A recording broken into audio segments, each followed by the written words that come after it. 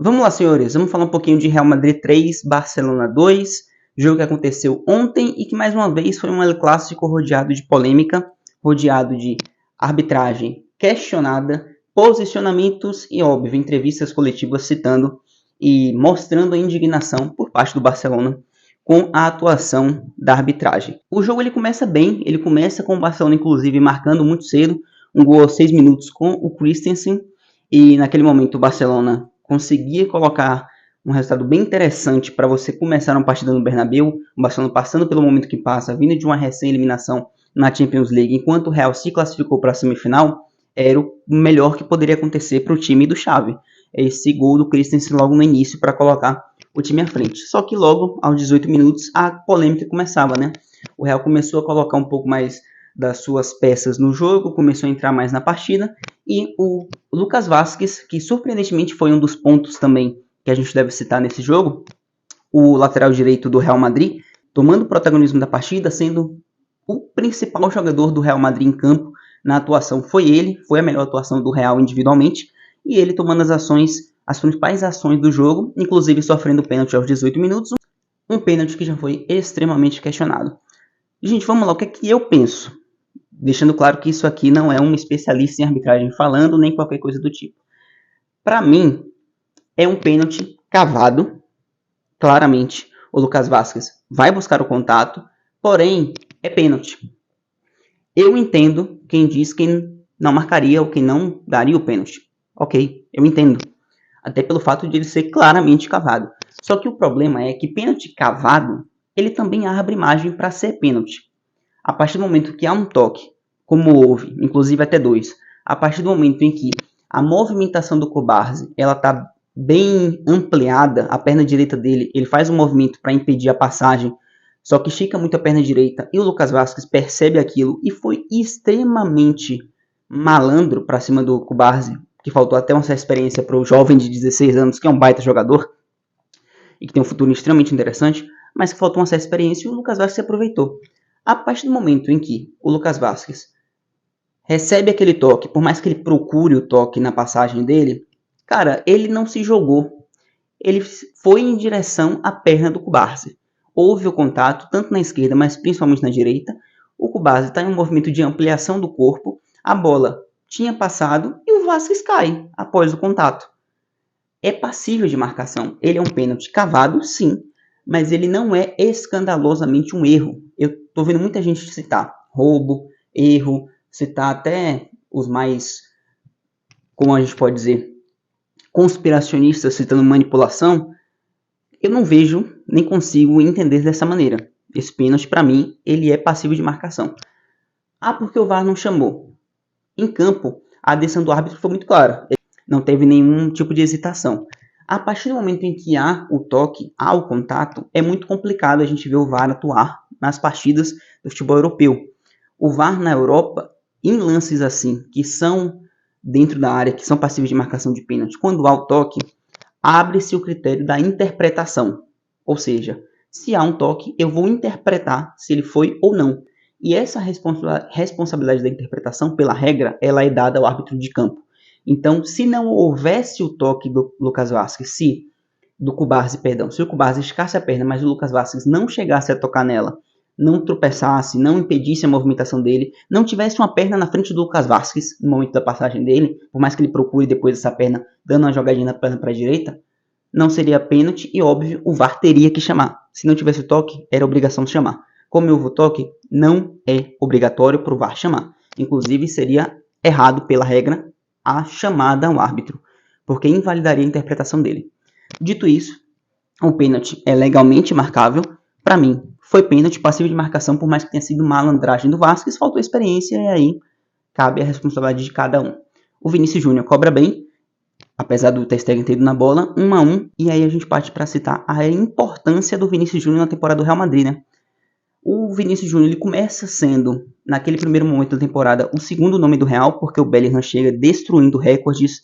As primeiras 15 partidas do Bellingham na temporada do Real são de um nível absurdo. São coisas que ninguém imaginava, além da média, completamente. Só que depois disso o Bellingham dá uma equilibrada, o normal acontece, ele começa a fazer menos gols, só que ainda mantendo um nível interessante, porém, quem toma o protagonismo para si é o Vinícius, dono de grandes partidas, dono de grandes atuações durante a temporada e vindo em constância desde a volta da lesão. O início da temporada ele está lesionado ali, o Bellingham voando, depois ele começa a se recuperar da lesão e volta para uma crescente muito grande, e sempre de lá do segundo terço da temporada, na verdade assim, se a gente dividir em 5 partes da temporada até aqui, do final da segunda parte para frente, o Vini está sempre muito bem, participando de gols, é um líder de assistências nesse time, participando de muitos gols também na Champions, o principal jogador do Real já há algumas temporadas, ele tomou o protagonismo para si e ele é sempre importante nos esquemas e nas decisões do Ancelotti. Por mais que seja pela esquerda espetado em algumas partidas, ou quando o Rodrigo é espetado, como foi nas semifinais nas quartas de final de Champions contra o City, quando o Rodrigo joga na esquerda, o Vini vindo por dentro e sempre participando muito, principalmente na criação do Real Madrid. O Real ainda volta um pouco, faltando um pouco de ritmo, o Real começa inclusive a cansar na segunda parte do jogo, no segundo tempo, até porque vinha de uma prorrogação há poucos dias contra o City, já vinha com algumas reservas, já que o Mendy não jogou, provavelmente por cansaço, o Carvajal não joga, provavelmente por cansaço, o Nacho não joga, provavelmente por cansaço, Tchouaméni na defesa, Camavinga na esquerda, sofrendo muito com a boa partida do Lamine Yamal, e o Vázquez na direita já mostram muito disso, Modric e Kroos jogando junto pela primeira vez na temporada, mostram muito disso, que o Ancelotti teve que fazer algumas mudanças por questões físicas, e no segundo tempo já mostrou um Real que poderia sentir um pouco, inclusive as substituições foram de extrema importância para a virada. O Barcelona pula à frente no placar, ali aos 65 minutos, se não me engano, com o Fermín Lopes, numa jogada bem trabalhada inclusive, mas antes disso a gente tem que falar do segundo ponto da polêmica da partida, né? Ainda 1-1, a gente tem aí o que na minha visão é o grande erro do jogo, é o grande absurdo do jogo. Bola na área, o desvio é feito pelo jogador do Barcelona e o Lunin, ele tira em cima da linha, supomos. Ele espalma a bola para fora, só que, independente da câmera e do ângulo que sejam disponíveis, não se dá para ter certeza se aquela bola entrou ou não. Isso não é culpa do Real Madrid. Isso não é um roubo do Real Madrid. Por mais que as pessoas, principalmente os torcedores do Barcelona, queiram titular assim. Isso é uma falha grotesca, ridícula de La Liga. A La Liga não ter a tecnologia do olhando do gol é quase que amadorismo. Pior ainda é o Javier Tebas, que é o presidente da La Liga, que se posicionou depois, um pouco depois do momento do lance, ele já vai ainda durante o jogo colocar no Twitter imagens de reportagens de outros países, de outras competições que não contam, que na verdade contam com a tecnologia do olhando do gol e foram constatados erros. Cara, ele aponta, sei lá, 4 ou 5 falhas para uma infinidade de lances que isso funciona e que isso já foi mostrado que é correto. E aí a gente chega num El Clássico, numa reta final de campeonato espanhol, num jogo que seria importante demais. Assim, perder um pouco da força, a importância da decisão do título desse jogo, porque o Real está bem à frente, mas se o Barcelona vence essa partida, ele estaria com ânimo, ele estaria com esperança. Depois da derrota é muito difícil. E com o jogo 1-1, o Barcelona coloca um 2-1 no placar, naquele momento, poderia ser todo um outro roteiro.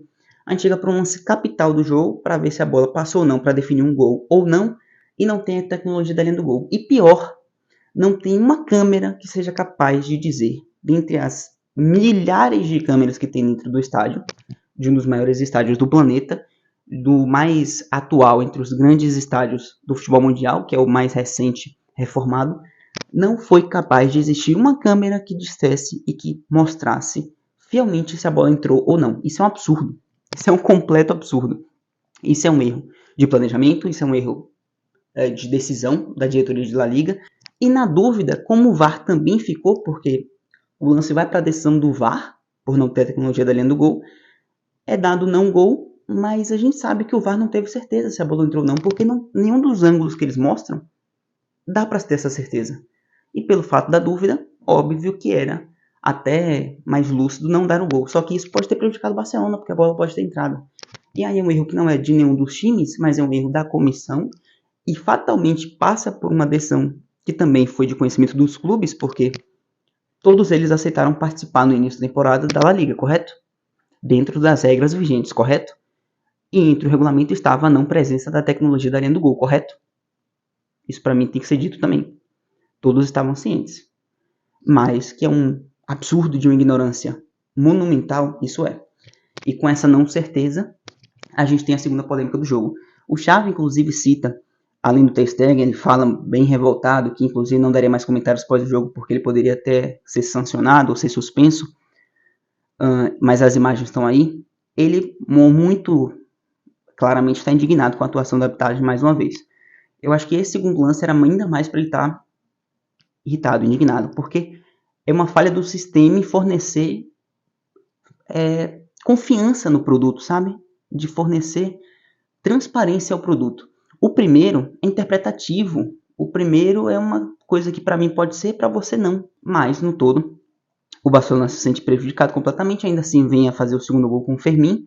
Uma jogada bem trabalhada. A bola é batida pelo, se não me engano, Lamine Yamal. O rebote do Lunin fica nos pés do Fermin. Só que o Real Madrid, depois das substituições, começou a engrenar novamente na partida. Foi buscar o resultado. A gente tem um empate o empate é do Lucas Vázquez, com uma assistência do Vinícius Júnior, mais uma vez esse Vinícius mostrando a importância dele para o time do Real Madrid, criando no lado esquerdo espetado, arruma um cruzamento para a segunda trave, e o Lucas Vázquez aparece no segundo pau para finalizar para o gol, atuando à frente, fazendo essa função também do Carvajal de pisar muito à frente no ataque do Real Madrid pelo lado direito, na falta de um ponta direita, já que o Valverde é um meio campo que atua mais por ali, mas que inclusive não participa do jogo por completo e forneceu muito espaço para essa passagem do Vasquez, ele apoiando bem.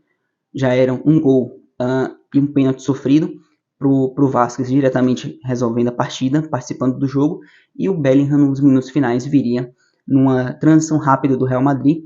A bola é cruzada e o Bellingham no segundo poste do outro lado esquerdo, finaliza para o gol, dando números finais 3-2 para o Real Madrid sobre o Barcelona por La Liga. O Bellingham mais uma vez decidindo um El Clássico, né? No início da temporada, no primeiro turno de La Liga, né? O Bellingham decide no final também. Ele não decide no final, mas ele faz um golaço num jogo que é 3-1, se não me engano, para o Real Madrid, ou 3-2. Agora não vou ter certeza, mas o Bellingham faz aquele golaço de fora da área, que a bola vai no ângulo do Ter Stegen. Mais uma vez agora ele decidindo, virando o jogo no final. Um Bellingham que começou a temporada de um nível surreal, foi diminuindo depois e agora parece começar a evoluir novamente o nível de performance dele. E fica a pergunta, né? Em um suposto Real Madrid campeão de La Liga, que está cada vez mais próximo, mas se bater campeão da Champions e de La Liga, eu acho difícil que a bola de ouro não vá para Bellingham ou para Vinícius, mas a questão é para quem? O Vinícius está lá mais tempo e é protagonista há mais tempo. E quando o Bellingham caiu, o Vinícius subiu e assumiu o protagonismo. Participa de mais gols, fornece muita assistência, gera muito jogo. O Bellingham foi um cara muito decisivo no início da temporada. Começa a querer voltar a fazer gols. Teve um momento de queda na temporada, claro, até normal. É um meio campo, não se espera que ele faça muitos gols. O Bellingham que se fez assim devido à mudança tática do Ancelotti e ele trabalhando e se adaptando muito bem a isso, mas não era o 9 que a gente esperava. Mas atuando por ali como um meia muito ofensivo ou quase que um falso 9, ele forneceu isso tudo. Mas quem seria o bola de ouro nesse caso? É um aspecto que pode pesar também Copa América e Eurocopa, o Vinícius com a seleção brasileira, o Bellingham com a Inglaterra, que eu vejo com muita dificuldade de ganhar a Eurocopa, mas tudo bem. Só que tá por ali. A questão é, teria que vir um título de Champions provavelmente e, obviamente, se confirmar o de La Liga, que está muito próximo. 32ª rodada, Real Madrid 11 pontos à frente com a vitória. O Barcelona, indignado com a arbitragem, poderia ter ficado a 5 pontos, poderia ter colocado fogo na competição, mas com a vitória de ontem do Real no El Clássico, acho que dá para cravar que o Real é o novo campeão de La Liga dessa temporada 23-24. Num belo trabalho do Ancelotti, mais um clássico vencido em sequência, já são 4 se não me engano, e de um Barcelona que na mão do Xavi reclamou demais, só que também tem um desempenho que deve ser questionado. E isso é um ponto a se constar. Foi reclamação por muita parte da temporada, mas um time que esteve em terceiro, atrás do Girona, pela maior parte da temporada. E por falta de mérito dele. No todo, mais uma grande partida. E comenta aí o que você acha que vai acontecer nesse final de temporada se o Real levantar a Champions e a La Liga, quem você entregaria a bola de ouro? Vinícius Júnior ou Bellingham? Muito obrigado por assistir. Valeu, tamo junto. Tchau.